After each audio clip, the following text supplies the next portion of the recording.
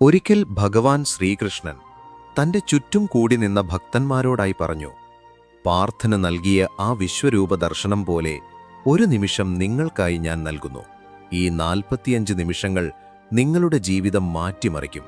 അതിനായി ഒരു നിമിഷം നിങ്ങളുടെ കണ്ണുകളടയ്ക്കൂ.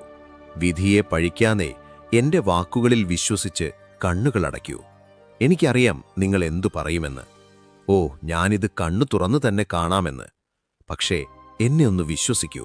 നിങ്ങൾ കണ്ണുകൾ അടച്ചില്ലെങ്കിൽ ഈ പരീക്ഷണം കൊണ്ട് ഒരു കാര്യവുമില്ല. അതുകൊണ്ട് ഇപ്പോൾ നിങ്ങളുടെ കണ്ണുകൾ അടയ്ക്കൂ. ഇനി സങ്കൽപ്പിക്കുക, ഇത് ഭാവിയിലെ 10 വർഷങ്ങൾക്ക് ശേഷമുള്ള സമയമാണ്. നിങ്ങളുടെ ജീവിതം നിങ്ങൾ ആഗ്രഹിച്ചതിന് നേരെ വിപരീതമാണ്. നിങ്ങൾക്കൊട്ടും ഇഷ്ടമല്ലാത്തൊരു ജോലി, ചുറ്റുമുള്ള ആൾക്കാരെ നിങ്ങൾക്ക് വെറുപ്പാണ്. നിങ്ങളുടെ ശരീരപ്രകൃതിയിൽ നിങ്ങൾക്കൊട്ടും തൃപ്തിയില്ല. നിങ്ങളൊട്ടും സന്തോഷവാനല്ല. ശരിക്കും നിങ്ങൾ നിങ്ങളുടെ ജീവിതത്തെ വെറുക്കുന്നു. ഒരു ദിവസം രാത്രി ഏകദേശം 3 മണിക്ക് നിങ്ങൾ സ്വപ്നത്തിൽ 10 വർഷം മുൻപുള്ള നിങ്ങളെ തന്നെ കാണുകയാണ്. അപ്പോൾ നിങ്ങൾ സ്വയം പറയുകയാണ്, എനിക്ക് 10 വർഷം പുറകോട്ട് പോകാൻ കഴിഞ്ഞിരുന്നെങ്കിൽ ഞാൻ എൻ്റെ ജീവിതം പൂർണ്ണമായും മാറ്റിയേനെ. ഇങ്ങനെയൊരവസരം എനിക്ക് ലഭിച്ചിരുന്നെങ്കിൽ, എനിക്ക് 10 വർഷം പുറകോട്ട് പോകാൻ പറ്റിയിരുന്നെങ്കിൽ എല്ലാം മറ്റൊന്നാകുമായിരുന്നു എന്ന്.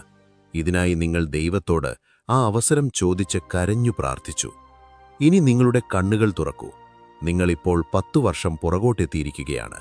ഈ അവസരത്തിനായി ചോദിച്ച എല്ലാവരിലും വെച്ച് ദൈവം അത് നിങ്ങൾക്ക് മാത്രമാണ് നൽകിയത്. അപ്പോൾ പറയൂ, ഇനി നിങ്ങൾ എന്താണ് ചെയ്യാൻ പോകുന്നത്? നിങ്ങളുടെ ജാതകത്തിലെ ശുഭയോഗങ്ങളെ പ്രയോജനപ്പെടുത്താനും കർമ്മം കൊണ്ട് വിധിയെ മാറ്റാനുമുള്ള ആ വജ്രായുധം ഇപ്പോൾ നിങ്ങളുടെ കയ്യിലുണ്ട്. നക്ഷത്രങ്ങൾ നിങ്ങൾക്കായി വഴി തുറക്കുന്നു.